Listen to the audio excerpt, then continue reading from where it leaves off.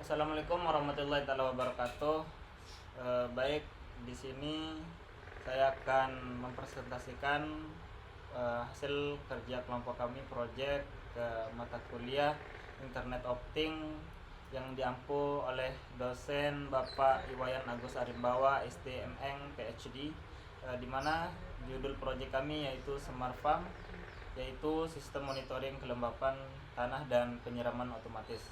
Baik, di sini sebelumnya perkenalkan, nama saya Zainul Majidi dengan NIM F1D023100028. Saya Fikron Najia F1D023100251. Saya Nanang Arifin Rizky dengan NIM F1D03101038. Baik, di sini saya akan menjelaskan apa itu Smart Farm. Jadi Smart Farm adalah sistem pertanian cerdas yang menggabungkan sensor microcontroller atau yang kami pakai yaitu ESP32 DEP V4, di mana jaringan internet dan aplikasi digital untuk memantau kondisi tanaman seperti suhu, kelembapan udara dan kelembapan tanah. Di sini serta mengontrol alat seperti pompa air secara otomatis.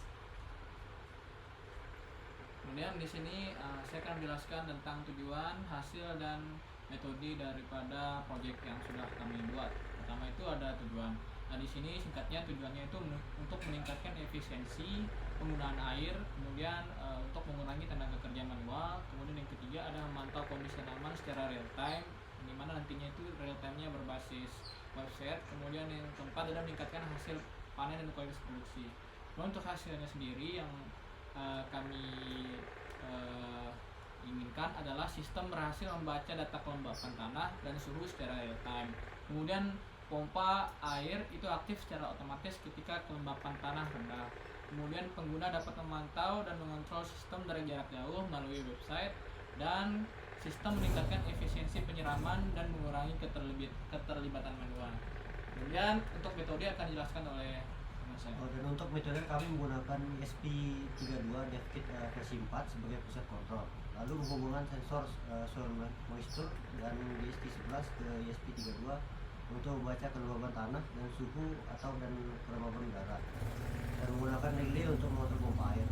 Lalu menampilkan data pada sensor dan kontrol pompa melalui interface yang menggunakan koneksi Wi-Fi. Baik, di sini saya akan menjelaskan manfaat dari Smart Farm, di mana yang pertama itu adalah otomatisasi penyiraman tanaman. Yang kedua, menghemat waktu dan tenaga dengan sistem penyiraman otomatis berdasarkan kelembapan tanah. Yang ketiga, yakni pemantauan secara real time.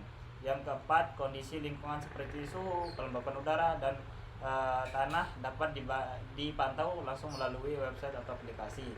Yang kelima, efisiensi penggunaan air. Yang keenam, air hanya digunakan saat dibutuhkan sehingga mencegah pemborosan dan mendukung pertanian berkelanjutan. Yang ketujuh yaitu meningkatkan produktivitas tanaman. Yang kedelapan, tanaman tumbuh optimal karena mendapatkan perawatan tepat waktu dan sesuai kondisi lingkungannya. Yang kesembilan yakni kontrol jarak jauh. Yang ke-10, sistem dapat dikontrol dari mana saja menggunakan koneksi internet. Yang ke-11 yaitu pengambilan keputusan lebih baik. Dan yang ke-12 atau yang terakhir, yakni data yang dikumpulkan membantu petani membuat keputusan yang lebih akurat dan efisien. Baik, di sini lanjut untuk komponen dari Smart Farm-nya sendiri.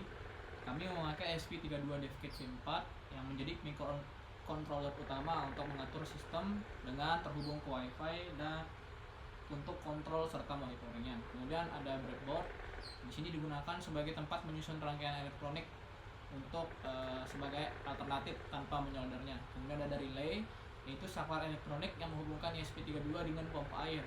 Kemudian ada sensor soil moisture sensor untuk mendeteksi kelembapan tanah dan menentukan kapan tanaman itu perlu disiram nantinya. Kemudian selanjutnya ada DHT11, sensor untuk mengukur suhu dan kelembapan udara di sekitar. Kemudian ada pompa air yang digunakan untuk penyiraman otomatis yang dikendalikan oleh ESP32 melalui relaynya. Dan terakhir adalah kabel jumper untuk menghubung antara komponen yang berada di breadboard dan ESP32-nya. Baik, di sini yaitu desain IoT atau di mana penghubungnya terdiri dari yang tadi itu ada ISP, atau controller, ada breadboard, ada pompa, ada sensor suhu tanah, sensor udara. Selanjut di sini yakni blok diagram. Di sini mungkin untuk blok diagramnya kita jelaskan secara singkat juga. Di sini untuk yang sebelah kiri itu adalah semua inputan yang masuk ke dalam microcontrollernya, di mana di situ ada inputannya berupa sensor soil moisture serta sensor DHT11 atau sensor suhu. Kemudian dari data yang masuk dari dua sensor tersebut itu diolah di microcontroller atau di ESP32-nya. Kemudian nantinya untuk jaringan yang kita pakai itu untuk menghubungnya adalah menggunakan WiFi. Kemudian nantinya setelah dihubungkan dengan WiFi nanti akan terhubung ke internet, dan internetnya untuk perantaranya itu adalah menggunakan database Firebase, di mana jenis database-nya itu adalah jenis database yang bisa digunakan secara real time atau bisa dipantau secara real time. Kemudian untuk outputnya sendiri itu adalah berupa website yang sudah kami buat. Selanjutnya yakni flowchart-nya seperti yang tadi, karena di sini nanti inputannya itu akan mengirim data ke database-nya. Di sana dia akan menerima secara real time datanya, apakah kondisi tanah itu basah atau kering, dan suhu udara. Kalau dia suhu tanahnya kering, maka pompanya secara otomatis akan menyiram. Dan jika tidak, nanti si user juga bisa membuat perintahnya secara manual atau menekan tombol on off-nya untuk pompa airnya ketika dia ingin menyiram secara manual. Setelah itu baru dia akan terkirim datanya ke website. Selanjutnya di sini, dimana kode pada Arduino-nya ini kita menggunakan library wifi.h, Firebase, sama DHT11-nya.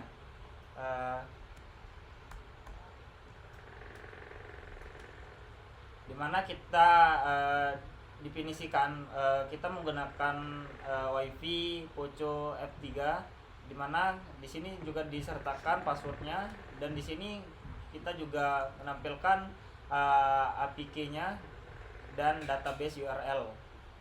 Setelah itu baru kita dimana pada sensor pinnya itu kita taruh di sensor pin suhu tanah itu kita taruh di 35.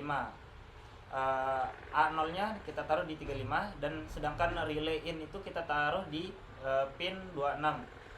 Dan pada sensor suhu kelembapan udara itu kita taruh di pin 4.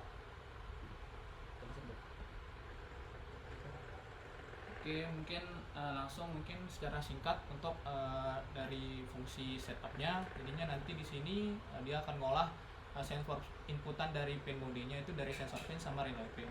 Kemudian nantinya dia masuk ke proses penghubungan WiFi. Kemudian ketika terhubung ke WiFi dia akan langsung connecting ke database-nya. Kemudian setelah nilai sensor dan kelembapan itu masuk, maka dia akan diolah di sini. Dan di sini juga ada bagian untuk modenya, ada mode manual dan mode otomatis. Nah, jika mode manual nantinya data dari websitenya kita pilih dia nyala atau mati, dia akan masuk dan diolah di sini. Kemudian kalau dia otomatis, dia akan seperti ini, dia otomatis menyiram dan otomatis mati ketika kelembapannya itu sudah tercapai. Mungkin lanjut ke codingan untuk websitenya. Nah, di sini juga hampir sama dengan fungsi dari di Arduino-nya. Jadinya ini proses pengambilan datanya seperti itu, dan di sini kami menggunakan Firebase untuk database-nya. Kemudian mungkin itu saja yang dapat kami jelaskan untuk websitenya, tidak terlalu banyak agar memangkas waktu. Selanjutnya kita beralih ke demonstrasi proyek kami. Oke, baik. Kami akan mendemokan proyek kami. Nah, di sini ada ESP32-nya yang terhubung ke breadboard dan terhubung ke relay juga. Nah, nantinya juga ada sensornya. Di sini ada sensor untuk kelembapan tanahnya. Kemudian di sini ada pompa untuk mengalirkan airnya yang terhubung ke relay. Kemudian di sini juga ada sensor suhunya. Nah, di sini untuk mode otomatisnya status penyiramannya itu nonaktif. Nah, dikarenakan dilihat di sini untuk grafik kelembapannya itu di atas 30% atau di atas 50%.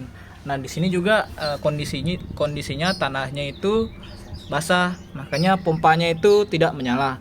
Nah, mungkin kita akan demokan bagaimana jika itu sensornya diangkat atau ketika sensornya itu atau tanahnya itu kering. Coba diangkat. Nah, di sini juga akan berubah untuk status penyiramannya nantinya. Nah, status penyiramannya itu otomatis bakalan aktif dan pompanya sekarang itu menyala dan mengalirkan air. Nah, di sini airnya sudah mengalir dari pompa dan statusnya di aplikasinya itu aktif otomatis. Dan coba kita masukin lagi untuk sensornya ke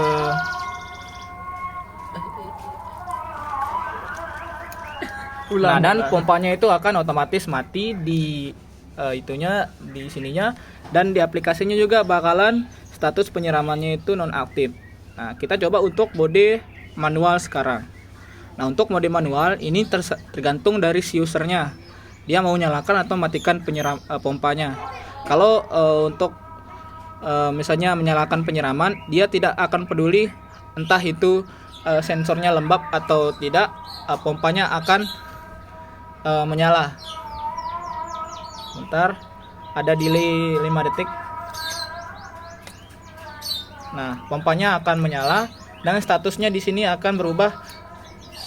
Kepencet. Statusnya di sini akan berubah aktif manual. Bentar, aktif manual dan pompanya akan menyala. Kemudian